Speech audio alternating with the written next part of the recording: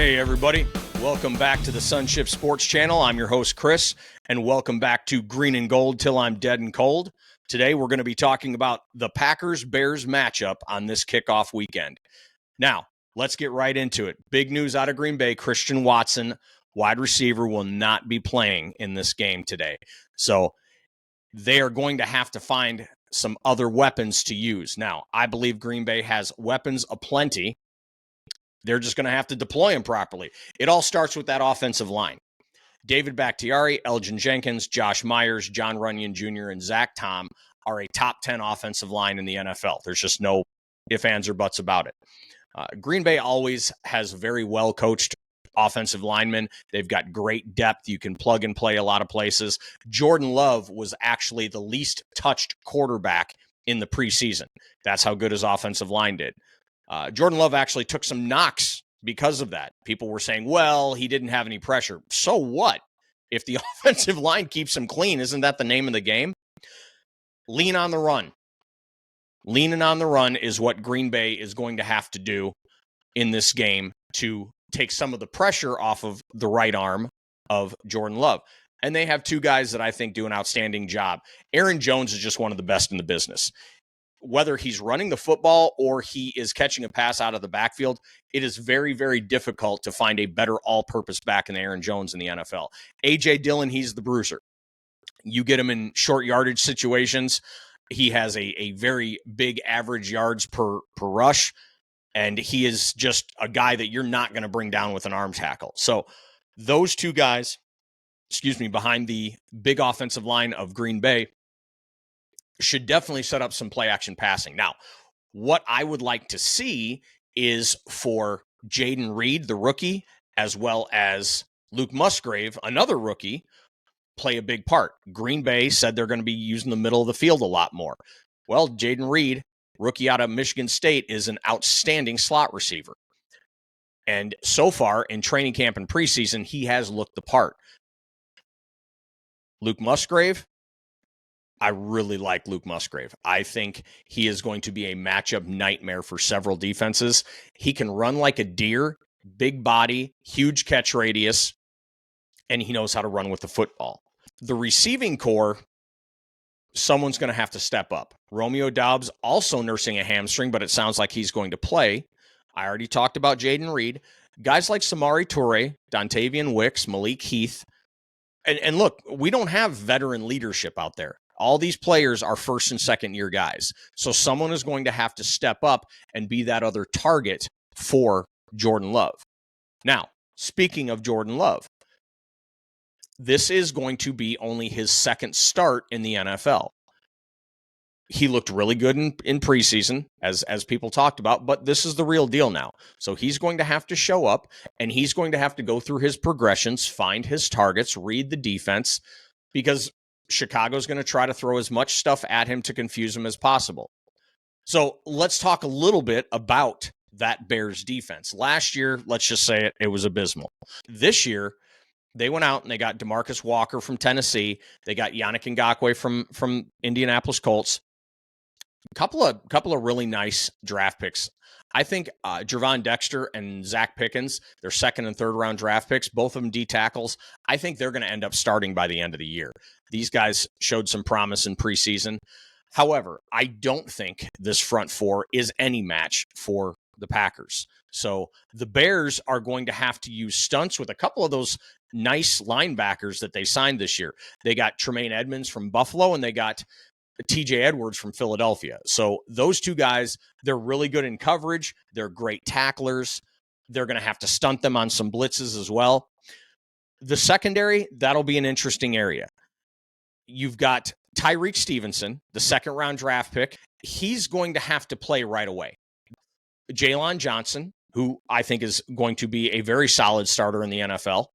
And they have Jackson and Brisker at safety. And I think Jackson and Brisker at safety is one of the better tandems in the NFL at the safety position. Kyler Gordon also up-and-coming nickelback. So the Bears secondary, I think, is probably the most improved area of this defense. All right, let's talk about the other side of the ball. So Chicago has some real weapons now. DJ Moore is a real number one wide receiver. Chase Claypool, Darnell Mooney, excellent wide receivers in their own right. Their tight end room is now a three-headed monster: Cole Kmet, Robert Tonyan, and Mercedes Lewis. Mercedes Lewis and Robert Tonyan obviously were on the Packers last year and are now both on the Bears.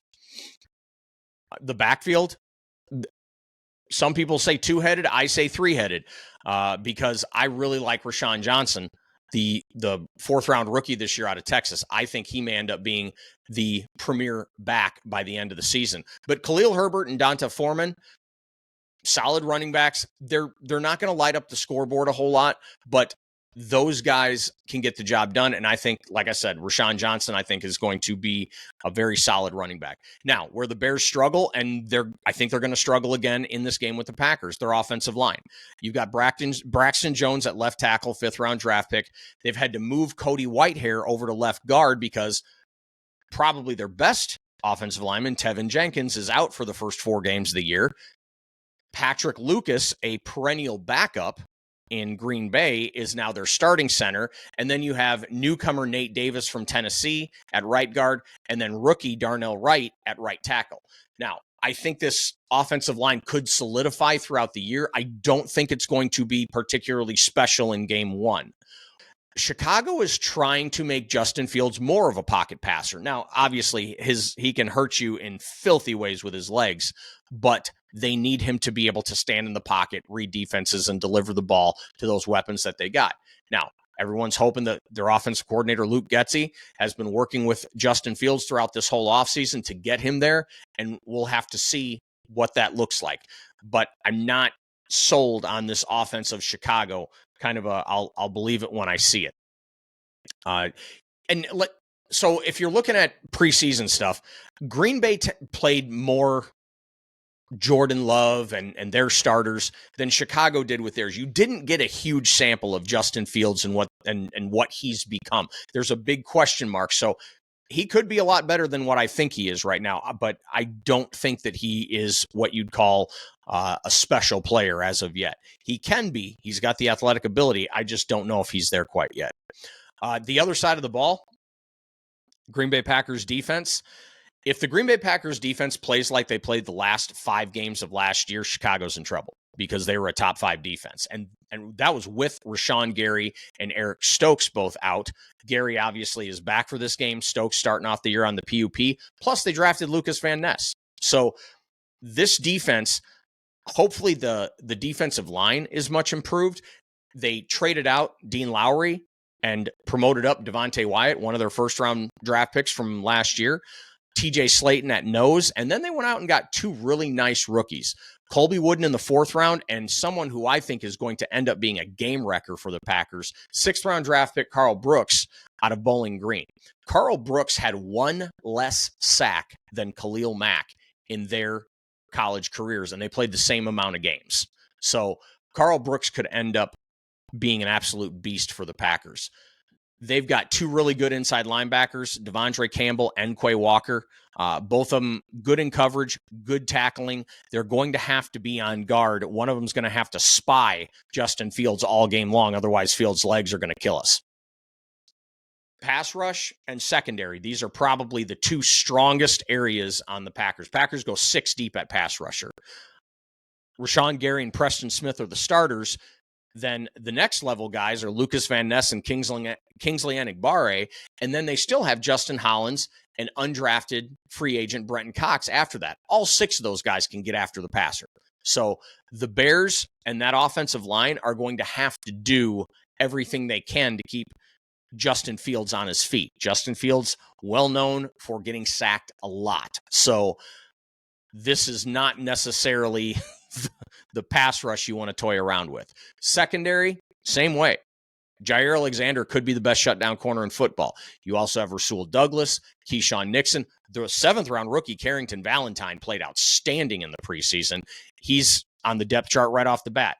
Safety is probably the one area that you'd have some question marks if you're a Packers fan.